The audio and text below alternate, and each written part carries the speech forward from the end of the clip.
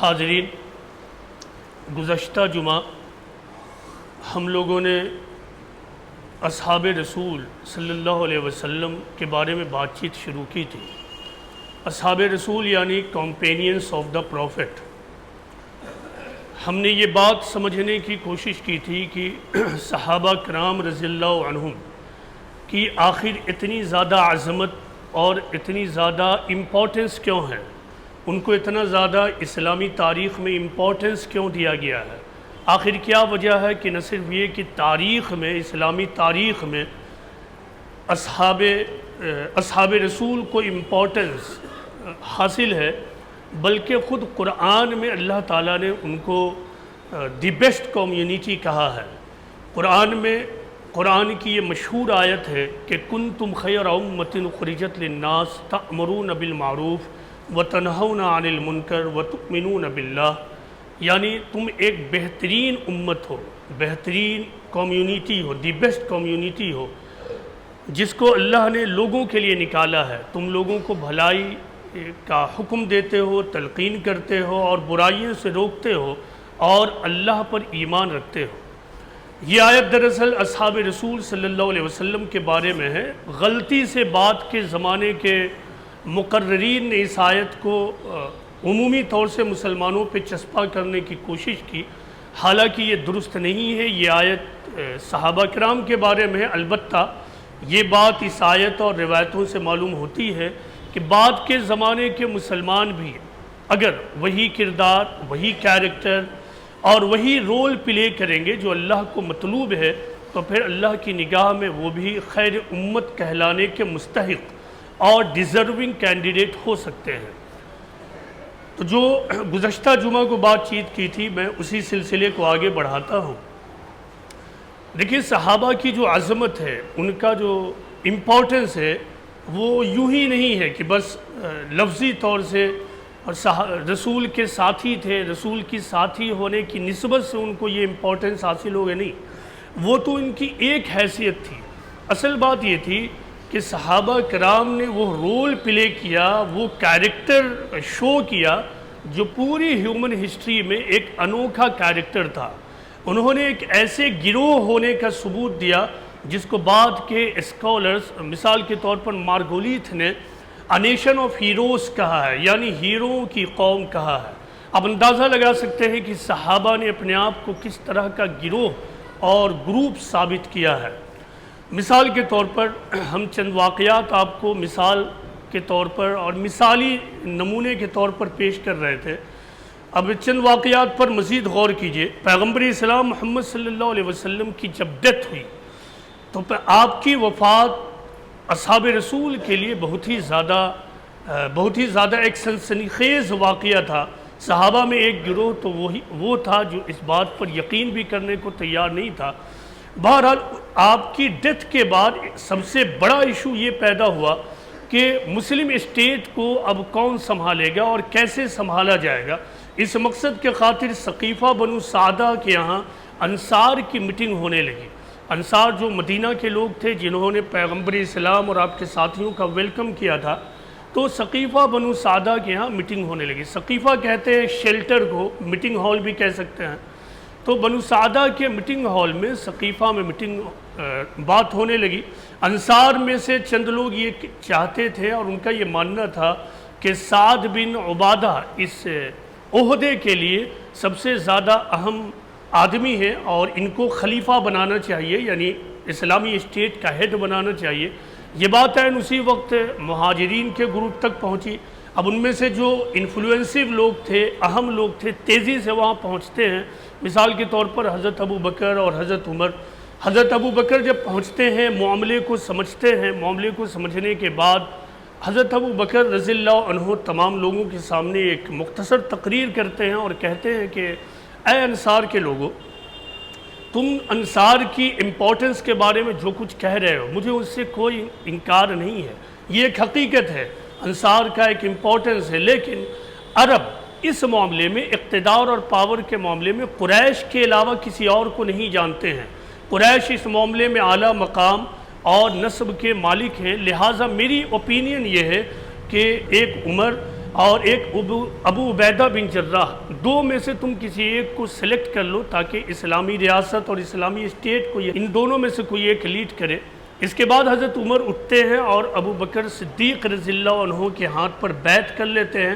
پھر مہاجرین میں جو لوگ تھے ان تمام لوگوں نے بیعت کر لیا، انصار کے لوگوں نے بھی بیعت کر لیا۔ انصار میں سے چند لوگوں کو اعتراض اور آبجیکشن ہوا، ان لوگوں نے کہا کہ تم لوگوں نے سعد بن عبادہ کا قتل کر دیا۔ اس جملے سے اندازہ ہو سکتا ہے کہ انصار کی چند لوگوں کو جو اعتراض اور آبجیکشن تھا کتنا سخت تھا، لیکن مجموعی طور سے انصار اس بات پر ایگری کر گئے کہ اسلامی ریاست اور اسلامی اسٹیٹ کا باغ دور مہاجرین ہی کے ہاتھ میں ہوگا اور خلافت کا انتخاب مہاجرین ہی میں سے صرف ہوگا۔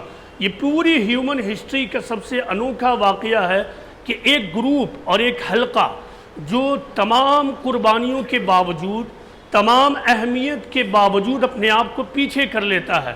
یہ ایک ریئلٹی ہے کہ انصار وہ گروہ تھے جنہوں نے پیغمبر اسلام اور آپ کے ساتھیوں کو اس وقت سپورٹ کیا جبکہ مکہ سے، آپ کے وطن سے آپ کو اور آپ کے ساتھیوں کو نکال دیا گیا تھا۔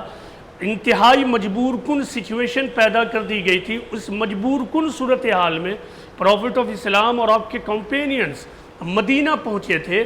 انصار نے ان کو سپورٹ کیا تھا اور سپورٹ کی انتہا یہ تھی کہ انصار اور مہاجرون کے درمیان پوری ہیومن ہسٹری کا ایک اور انوکھا واقعہ ہوا تھا کہ دونوں کے درمیان بردرہوڈ پیغمبر اسلام نے اسٹیبلش کیا تھا، اور وہ اس طرح کہ انصار میں سے جو دولت مند لوگ ہیں ان کی تمام دولت پراپرٹی میں آدھا حصہ مہاجرون کا ہو جائے گا۔ بالکل انوکھا واقعہ تھا، اور انصار نے سب کچھ کیا، یہاں تک کہ اپنے بیویوں کو بھی طلاق دیا تاکہ مہاجرین کے حصے میں وہ چلے جائیں، وہ نکاح کر لیں۔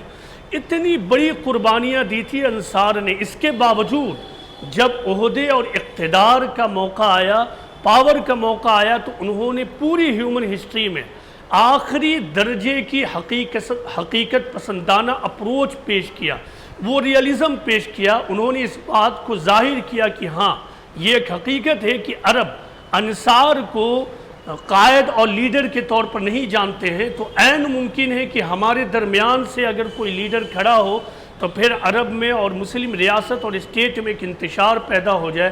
انصار کی اس قربانی کا نتیجہ تھا کہ پھر اسلامی ریاست کو ایک رخ ملا پیغمبر اسلام کے بعد، اور پھر اسلامی ریاست اور اسلامی اسٹیٹ آگے بڑھتا چلا گیا۔ یہاں سے اصحاب رسول صلی اللہ علیہ وسلم کی زندگی میں اقتدار اور پاور داخل ہو گیا۔ پوری ہیومن ہسٹری کا جب آپ مطالعہ کریں گے تو آپ پائیں گے کہ جس فرد اور جس گروپ کے پاس اقتدار اور پاور آیا، اس نے ہمیشہ گھمنڈ، کبر، ایروگینس اور بڑائی کا اظہار کیا۔ دوسری طرف قرآن کا مدعا اور قرآن کا خلاصہ یہ ہے کہ جو لوگ اس دنیا میں عجز کو اختیار کریں، موڈسٹی کو اختیار کریں، جو بڑائی کو چھوڑ دے، اقتدار اور پاور رہتے ہوئے جو خاکساری کی زندگی گزارے، گھمنڈ سے دور رہیں، یہی وہ لوگ ہیں جن کے لیے آخرت کا انعام ہے اور جن کو آخرت میں بہترین بدلہ ملے گا۔ یہ بات قرآن میں بار بار دہرائی گئی ہے، بتائی گئی ہے، بلکہ پورے قرآن کا اس معاملے میں یہی خلاصہ ہے اور انسان کا یہی امتحان ہے۔ صحابہ کو جب اس اعتبار سے دیکھیے گا تو آپ پائیں گے کہ صحابہ نے اس معاملے میں بھی ایک انوکھی مثال پیش کی ہے۔ لارڈ ایکٹن کا وہ جملہ پوری تاریخ میں بعد کے زمانے میں ضرب المثلی بن گیا، ایک فریز بن گیا کہ power corrupts and absolute power corrupt absolutely, یعنی اقتدار آدمی کو بدعنوان بناتا ہے اور مطلق اقتدار آدمی کو پوری طرح برباد اور بدعنوان بنا دیتا ہے۔ یہ جملہ ہے، پوری تاریخ کا جائزہ لے کے لارڈ ایکٹن نے کہا تھا اور پوری تاریخ میں یہ بات مشہور ہے۔ لیکن اس اعتبار سے جب آپ صحابہ کی زندگی کو دیکھیں گے تو بالکل وپریت اور اپوزٹ اور ایک انوکھی زندگی پائیں گے۔ چند مثالوں کو دیکھیے۔ ایک روایت ہے کہ احنف بن قیس عراقی وفد کے ساتھ حضرت عمر بن خطاب جو خلیفہ دوم تھے ان کے پاس آتے ہیں۔ اس وقت خلیفہ دوم عمر فاروق رضی اللہ عنہ بیت المال کے ایک اونٹ کی مالش کر رہے تھے۔ اس وقت وہ ایک چادر لپیٹے ہوئے تھے اور اونٹ کی مالش کر رہے تھے۔ حضرت عمر نے احنف بن قیس کو بھی کہا کہ اے احنف اس اونٹ کے معاملے میں امیر المومنین کی آؤ ہیلپ کرو، کیونکہ اس میں غریبوں کا، مسکینوں کا، بیواؤں کا حق ہے۔ اس لوگوں میں سے ایک شخص نے کہا اے امیر المومنین اللہ آپ کو معاف کرے، آپ نے کیوں نہیں بیت المال کے کسی غلام میں سے ایک غلام کو یہ ریسپانسبلٹی دے دی کہ وہ اونٹ کی مالش کر دے؟ حضرت عمر نے جو جواب دیا اس پر غور کیجئے۔ حضرت عمر نے کہا کہ مجھ سے زیادہ غلام اور کون ہوگا، مجھ سے زیادہ غلام اور کون ہوگا؟ یہ ہے اسلامی خلیفہ، اسلامی رولر اور اسلامی ہیڈ اور لیڈر۔ یعنی انہوں نے ثابت کیا کہ اقتدار کے باوجود انسانوں کے درمیان کوئی فرق نہیں ہے، انسانوں کے درمیان مساوات اور ایکولیٹی ہر حال میں باقی رہے گی۔ صحابہ کرام نے پوری انسانی تاریخ میں ایک انوکھا واقعہ اسٹیبلش کیا مساوات اور انسانی برابری کا، کہ اقتدار ملنے کے باوجود انہوں نے گھمنڈ نہیں کیا، پاور ملنے کے باوجود وہ کرپٹ نہیں ہوئے، ایبسلیوٹ پاور ملنے کے باوجود بھی ان کے اندر کسی بھی قسم کا کبر داخل نہیں ہوا۔ حضرت عمر رضی اللہ عنہ کا ایک اور مشہور واقعہ ہے، ہو سکتا ہے آپ میں سے اکثر لوگوں نے سنا ہوگا، لیکن اس میں بہت زیادہ سبق ہے۔ تاریخ کی اکثر کتابوں میں یہ واقعہ آیا ہے۔ وہ اس طرح ہے کہ انس بن مالک رضی اللہ عنہ کہتے ہیں کہ ہم لوگ عمر بن خطاب رضی اللہ عنہ کے ساتھ بیٹھے ہوئے تھے کہ عین اسی وقت ایک مصری آتا ہے اور وہ عمرو بن عاص کے بارے میں شکایت کرتا ہے اور کہتا ہے کہ اے امیر المومنین میرے اوپر ظلم ہوا ہے۔ عمر فاروق پوچھتے ہیں کہ کیا ہوا ہے؟ اس نے بتایا کہ بات ایسی ہے کہ عمرو بن عاص نے گھوڑے کا ریس طے کیا، گھوڑ دوڑ کروایا، اس میں میرے گھوڑے نے بھی حصہ لیا، پھر ایسا ہوا کہ میرا گھوڑا آگے بڑھ گیا، میرا گھوڑا جب آگے نکل گیا تو لوگ اس گھوڑے کو آ کر دیکھنے لگے۔ عین اسی وقت عمرو بن عاص کے لڑکے محمد آتے ہیں اور اس کے بعد کہتے ہیں کہ کعبہ کے رب کی قسم میرا گھوڑا آگے نکل گیا۔ میں قریب ہوا اور میں نے دیکھا کہ عمرو بن عاص کے لڑکے ہیں، میں نے کہا کہ کعبہ کے رب کی قسم یہ میرا گھوڑا ہے۔ اس پر عمرو بن عاص کے صاحبزادے محمد نے مجھے کوڑے سے مارا اور یہ کہا کہ میں شریف زادہ کا لڑکا ہوں۔ اس واقعے کو عمر بن خطاب رضی اللہ عنہ کو دہرایا گیا۔ راوی کہتے ہیں کہ اس کے بعد عمر بن خطاب نے کچھ نہیں کہا، ایک لیٹر عمرو بن عاص کے نام روانہ کیا جو اس وقت مصر کے گورنر تھے، اور کہا کہ جیسے ہی میرا خط تم کو ملے تم اپنے لڑکے کو لے کر میرے پاس چلے آنا۔ جب وہ خط ان تک پہنچتا ہے تو عمرو بن عاص اپنے لڑکے سے پوچھتے ہیں کہ کیا تم سے کوئی جرم ہوا ہے؟ محمد کہتے ہیں کہ نہیں مجھ سے کوئی غلطی نہیں ہوئی ہے۔ عمرو بن عاص کہتے ہیں کہ آخر کیا بات ہے، عمر تمہارے بارے میں ایسا اور ویسا لکھ رہے ہیں۔ بہرحال وہ لوگ چل کر وہاں سے حضرت عمر رضی اللہ عنہ کے پاس آتے ہیں۔ راوی کہتے ہیں کہ خدا کی قسم ہم حضرت عمر کے ساتھ منی میں تھے، عین اسی وقت عمرو بن عاص آتے ہیں، وہ ایک چادر اور ازار لپیٹے ہوئے تھے۔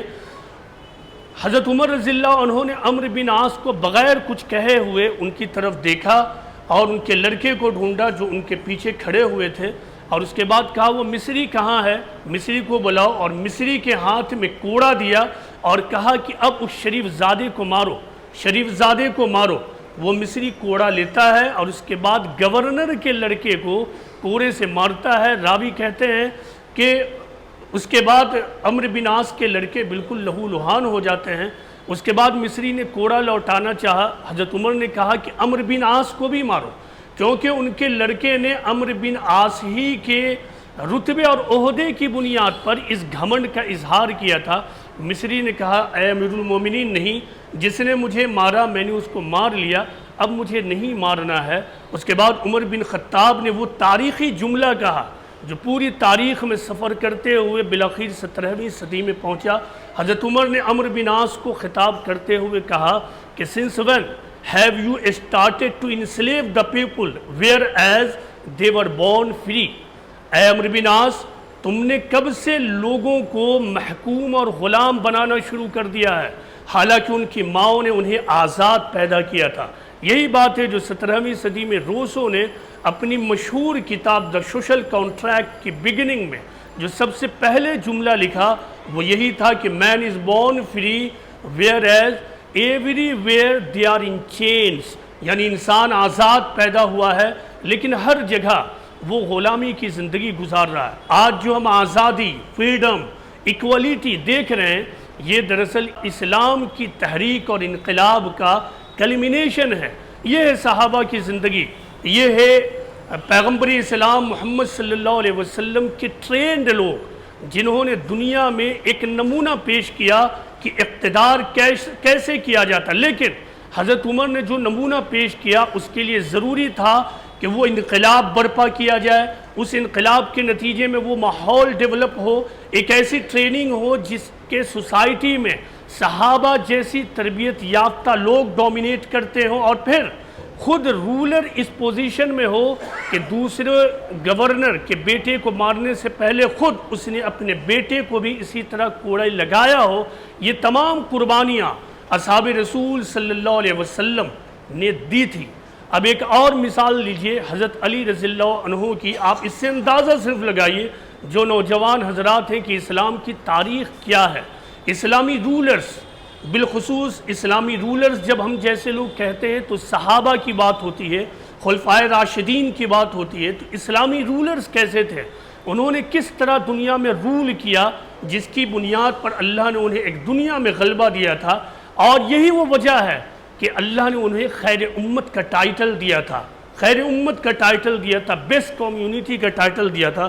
ایک مشہور واقعہ حضرت علی رضی اللہ عنہ کا، کہا جاتا ہے کہ حضرت علی رضی اللہ عنہ ایک مرتبہ مارکیٹ میں نکلے تو انہیں ایک نصرانی کے ہاتھ میں ایک زرہ دکھا جو ان کی کھوئی گئی تھی، تو حضرت علی کو لگا کہ یہ جو زرہ ہے یہ میرا ہی ہے، تو وہ نصرانی کی طرف بڑھتے ہیں اور کہتے ہیں کہ یہ تو زرہ میری ہے جو کچھ دن پہلے کھو گئی تھی، مجھ سے گم ہو گئی تھی۔ نصرانی کہتا ہے کہ خدا کی قسم یہ زرہ میرا ہے۔ حضرت علی کہتے ہیں کہ تو ٹھیک ہے، تو پھر چلو قاضی کے پاس، یعنی جج کے پاس، اسلامی جج کے پاس۔ وہ دونوں اسلامی جج کے پاس پہنچتے ہیں۔ اس وقت کوفہ میں قاضی شریح قاضی کی حیثیت سے ڈپیوٹ تھے۔ جب حضرت علی وہاں داخل ہوتے ہیں تو قاضی شریح اپنی سیٹ کو اٹھ جاتے ہیں اور وہاں حضرت علی کو بیٹھالتے ہیں اور پھر خود نصرانی کے پاس بیٹھ جاتے ہیں۔ حضرت علی کہتے ہیں کہ قاضی شریح دیکھو میرا معاملہ ہے، اس کا حل کر دو۔ قاضی شریح کہتے ہیں کہ اے امیر المومنین آپ کیا کہتے ہیں؟ حضرت علی نے کہا کہ دیکھو یہ جو زرہ ہے یہ میرا ہے، یہ مجھ سے گم ہوا تھا اور اب یہ اس کے پاس ہے اور یہ مجھے لوٹا نہیں رہا ہے۔ پھر وہ اس نصرانی سے پوچھتے ہیں کہ تم کیا کہتے ہو؟ وہ نصرانی کہتا ہے کہ نہیں یہ زرہ میرا ہے، علی جھوٹ بول رہے ہیں۔ قاضی شریح نے کہا کہ اے امیر المومنین آپ کے پاس کوئی دلیل، کوئی شہادت، کوئی ایویڈنس ہے؟ کیونکہ ثبوت اور ایویڈنس کے بغیر ہم اس کو آپ کے حوالے اس سے لے کر نہیں کر سکتے ہیں۔ حضرت علی نے دو گواہ پیش کیا، ایک حضرت حسن اپنے بیٹے اور ایک اپنے غلام کو پیش کیا۔ قاضی شریح نے کہا، یعنی اسلامی جج نے کہا کہ آپ کے غلام کی شہادت اور ایویڈنس کو تو ہم قبول کرتے ہیں، لیکن آپ کے بیٹے حسن کی ایویڈنس کو ہم قبول نہیں کرتے ہیں۔ حضرت حسن کہتے ہیں کیا تم حسن کے ایویڈنس کو ریجیکٹ کر رہے ہو؟ کیا تم نے وہ حدیث نہیں سنی ہے کہ پیغمبر اسلام نے کہا کہ جنت میں نوجوانوں کے سردار حسن اور حسین رہیں گے؟ قاضی شریح کہتے ہیں کہ اے امیر المومنین میں نے آپ ہی کی زبان سے یہ حدیث سنی ہے کہ باپ کے حق میں بیٹے کی شہادت قبول نہیں ہوگی، باپ کے حق میں بیٹے کی شہادت قبول نہیں ہوگی، لہٰذا میں حسن کی شہادت قبول نہیں کرتا ہوں۔ حضرت علی اس کے بعد مان گئے اور کہا کہ میں اپنے کیس کو واپس لیتا ہوں، اور پھر قاضی شریح نے زرہ کو نصرانی کے حوالے کر دیا۔ اس پورے واقعے کو ظاہر نصرانی خود بھی دیکھ رہا تھا، وہ آخری ہر درجے میں سرپرائزڈ ہو گیا۔ وہ کہا کہ یہ کیسی اسلامی سلطنت ہے جس میں خود امیر المومنین جج کے پاس بیٹھا ہے اور تمام باتوں کے باوجود جج دلیل کی بنیاد پر فیصلہ کرتے ہوئے چیز میرے حوالے کرتا ہے۔ عین اسی وقت نصرانی نے اسلام کو قبول کر لیا۔ اس کے بعد حضرت علی نے مزید اس کو انعامات دیے، 1 گھوڑے اور 700 درہم، اور اس کے بعد سے وہ نصرانی حضرت علی کا دوست بن گیا۔ بعد میں جنگ صفین میں وہ حضرت علی کے ساتھ لڑتے ہوئے مارا گیا۔ یہ ہے اسلامی تاریخ۔ اس سے میرے خیال سے آپ کو اندازہ لگ گیا ہوگا کہ صحابہ کی اتنی زیادہ اہمیت کیوں ہے اور صحابہ نے ایک دنیا میں غلبہ کیسے حاصل کیا۔ تو صحابہ کی یہ جو عظمت ہے جو آپ سنتے ہیں اکثر علماء اور مقررین سے، تو وہ یوں ہی نہیں ہے، اس کی ایک ویلڈ ریزن ہے۔ صحابہ نے اس وقت پیغمبر اسلام کو پہچانا جبکہ پیغمبر اسلام پورے علاقے میں صرف اور صرف محمد کی حیثیت رکھتے تھے۔ صحابہ نے محمد کو محمد الرسول اللہ کی حیثیت سے، اللہ کے رسول کی حیثیت سے اس وقت ایکسپٹ کیا جبکہ لوگ اس طرح کی بات کر رہے تھے کہ دیکھو نا، عبداللہ کا بیٹا نبوت کا دعویٰ کر رہا ہے، کوئی جھوٹا کہتا، کوئی آپ کو کچھ کہتا، کوئی کچھ کہتا، لیکن صحابہ نے آپ کو محمد الرسول اللہ کی حیثیت سے قبول کر لیا۔ صحابہ نے اسلام کے پیچھے اس وقت اپنی دولت کو پانی کی طرح بہا دیا جس وقت اسلام کی کوئی تاریخ نہیں تھی۔ اسلام کی پشت پر اسلام کی اشاعت کے لیے، دین کی اشاعت کے لیے خرچ کرنا ایک ذاتی نوعیت کی قربانی تھی کہ ہم خرچ کریں اور ہم ہی خوش ہوں، اس سے سماج میں کسی کو کچھ بھی ملنے والا نہیں تھا۔ اس کے نتیجے میں تو ان کو اپنے گھر، وطن سب سے نکل جانا پڑا۔ تو صحابہ نے اسلام کی فتح سے پہلے خرچ کیا جبکہ اسلام کی کوئی حیثیت نہیں تھی۔ آج تو ہم 1400 سال کے بعد اسلام کی ایک شاندار اور عظیم تاریخ کی پشت پر کھڑے ہیں۔ ہمارے سامنے تو محمد صلی اللہ علیہ وسلم کی عظمت کھڑی ہے، ہمارا ماننا اور نہ ماننا کیا، ہمیں تو بنا بنایا ایک ماننا مل گیا ہے، ہم اس معاملے میں بھی فیل ہو رہے ہیں۔ صحابہ نے اس وقت پیغمبر اسلام محمد صلی اللہ علیہ وسلم کے لیے اپنا سب کچھ قربان کیا جبکہ دنیا میں اسلام کی حیثیت کچھ بھی نہیں تھی، نتھنگ، زیرو۔ یہ ہے صحابہ کی اہمیت، یہ ہے صحابہ کی عظمت۔ یہی وجہ ہے کہ اللہ تعالیٰ نے کہا کہ کنتم خیر امت اخرجت للناس، کہ ہم نے تم کو دی بیسٹ کمیونٹی کے طور پر لوگوں کے لیے نکالا ہے۔ یہی وجہ ہے کہ اللہ کے رسول صلی اللہ علیہ وسلم نے کہا کہ لا تسبوا اصحابی، میرے اصحاب کو تم برا بھلا مت کہو، میرے اصحاب کو برا بھلا مت کہو۔ یہی وجہ ہے کہ پیغمبر اسلام نے کہا کہ اصحابی کالنجوم بأیہم اقتدیتم اہتدیتم، یعنی میرے اصحاب، میرے ساتھی، میرے کمپینینز نجوم کے مانند ہیں، ستاروں کی مانند ہیں، تم ان میں سے کسی کو بھی پکڑ لو، ان کو فالو کر لو، تم ہدایت پالو گے۔ اللہ تعالیٰ سے یہ دعا ہے کہ اللہ تعالیٰ ہم تمام لوگوں کو، خصوصاً نوجوانوں کو، یہ توفیق دے کہ کمپینینز آف دی پروفٹ یعنی اصحاب رسول کی زندگی کا مطالعہ کریں اور ان کی زندگی کے نمونے، مثال اور کیریکٹر کو لے کر اپنی زندگی کی تشکیل اور فارمیشن کریں۔ اللہ تعالیٰ سے یہ دعا ہے کہ اللہ تعالیٰ ہم سب کو دین کا صحیح فہم اور صحیح سمجھ دے۔ وما علینا الا البلاغ المبین۔